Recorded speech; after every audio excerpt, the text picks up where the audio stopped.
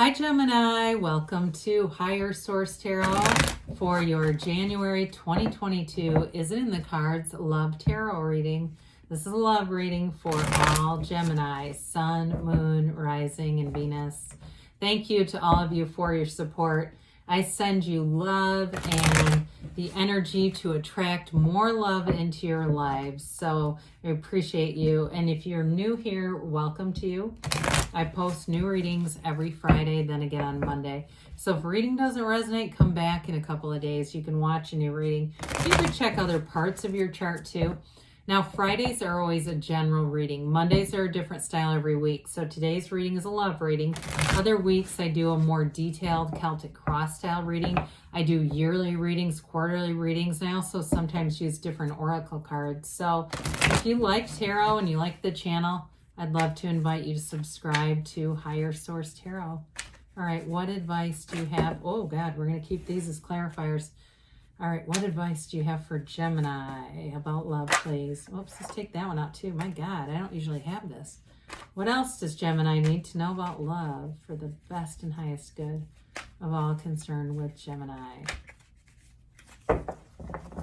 God, I don't know what's going on. I'm not usually a crazy shuffler, but the cards are wanting to escape. So we'll get to these here in a minute. We'll draw 3 cards to represent your energy. You've got the Knight of Wands. That doesn't surprise me. The Page of Cups, the 8 of Pentacles. They have the Ace of Pentacles, the Moon. 10 of Swords. Your advice is the King of Swords, the Star, and the Empress. Well, I like this. Now, you've got 3 clarifiers. You've got 3 major arcana, too. You've got Aquarius, Pisces here. You have Earth, Water, Fire, and Air. But, my God, is this hot to trot, especially having 2 wands come out. You've got the Knight representing you. They've got the King and the Page. Now, wands, especially the Kings, you've got the King of Swords here, too.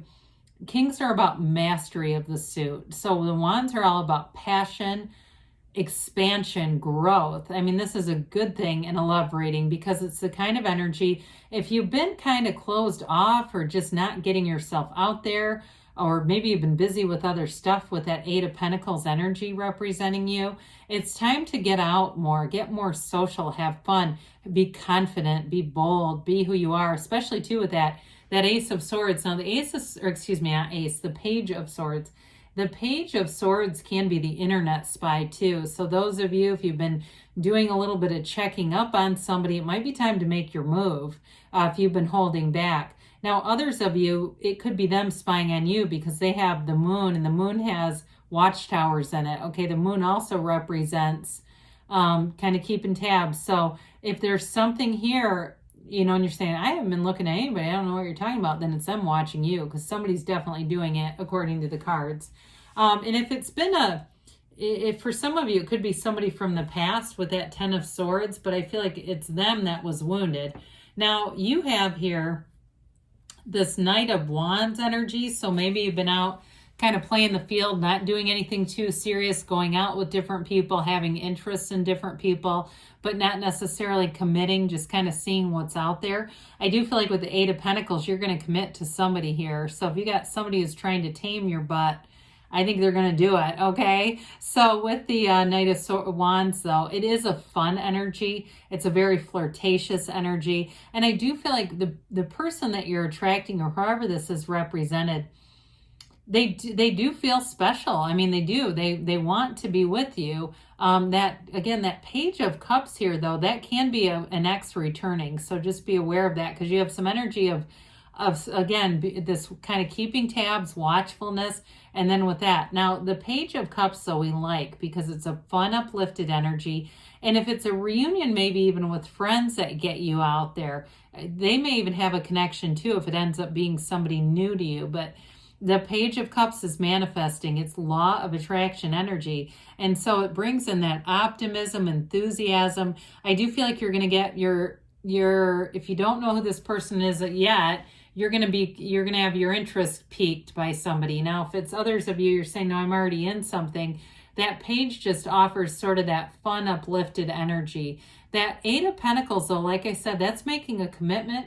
It's being serious about something, and it's expansion. Pentacles are not just money. They're also about any stability in the material world. They are about manifesting as well. And the eights are all about vibration. That's high vibrational stuff. So I would say the other thing about that is just to kind of get yourself centered, because that Knight of Wands can be a little bit flaky, and we want to have that centered energy, that groundedness, so that you're attracting things that you really desire. Because sometimes we get little snippets when we're too much in the Knight of Wands and we don't get the whole enchilada. So they're starting a new cycle for sure. They've got initiation here with this Ace of Pentacles. The Ace of Pentacles in love, though, offers, it's a new chapter. It opens a door to long-term stability here. So I feel like whoever this is, they do want to commit. They want the real deal. They're not here for breadcrumbs. They're not here to ghost or play games. And I feel like if it's somebody from the past, they've grown up. That Ten of Swords is real pain. Now, the darkness in the Ten of Swords is ignorance, okay? It's like not seeing some things for what they were or what they needed to be. Now, the Tens are about new cycles. And with the moon, that's also about a new cycle. So I feel like whoever this is, with the initiation, the new cycle energy, I feel like they're going to bring something good here in terms of maturity, commitment, and wisdom from past relationships, wisdom from past pain. Because that Ten of Swords, man, that's like somebody really getting blindsided, really being put flat on their back, even though they're actually on their stomach in the picture. And I think it's that lowest of lows that got them to really understand. They've had some serious contrast. And so they know what they want. There's no doubt about that. And that may be why they have this moon energy with the two watchtowers here. The moon also symbolizes balance here. And it's that connection to source. You've got the seat of the soul, the pool of consciousness that's featured in the star as well. So I do feel like with this, they're in a better alignment maybe than they've ever been, whether it's a new person or not. It's still a recognition here of somebody learning from the past. So they've got the King of Swords. The King of Swords is bold. The King of Swords seeks justice, honesty, the truth. Okay, it's somebody who will be very direct. And with that Knight of Wands, you've got even though it's got a little bit of an in and out type of energy, it's a bold energy. So the King of Swords too is mature. The Kings are mature energies. It doesn't matter what suit they are. So with this King of Swords, I feel like you have a maturity to have very honest conversations. Now, we love to see the Empress and the Star here because they're such nice softening agents to that King of Swords.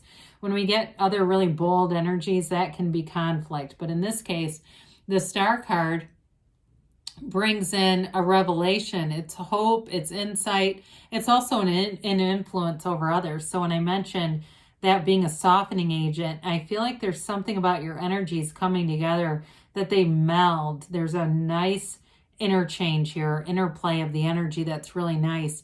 And so with the Star too, in terms of love, it's a beautiful energy to have. It's complete acceptance. It's an openness. It's a welcoming. It's love.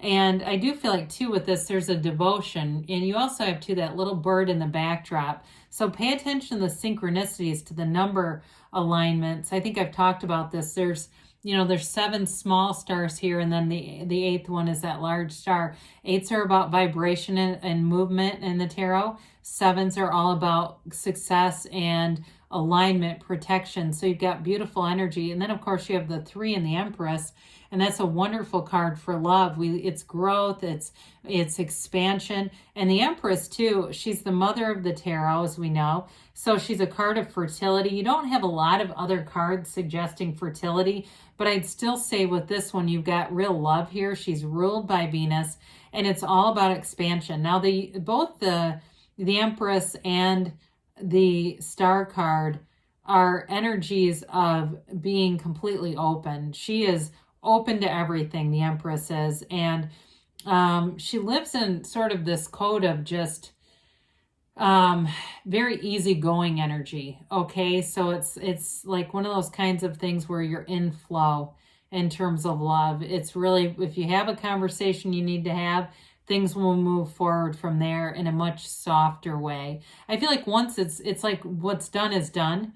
There's not like a rehashing with this or a need to go over things again and again if it's reconciliation. For others of you, though, if it's a new person, I feel like they're not bringing baggage along with them. It really is a time to have a real connection and a commitment with somebody here. So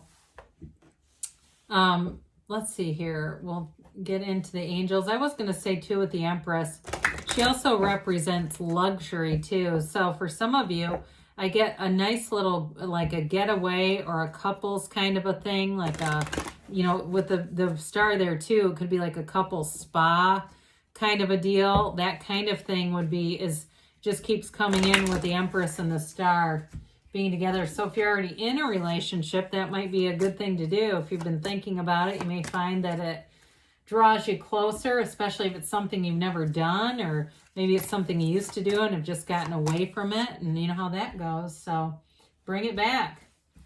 All right, so you've got the situation will improve here, Gemini. It's up to you. Again, I said you've got power and influence there.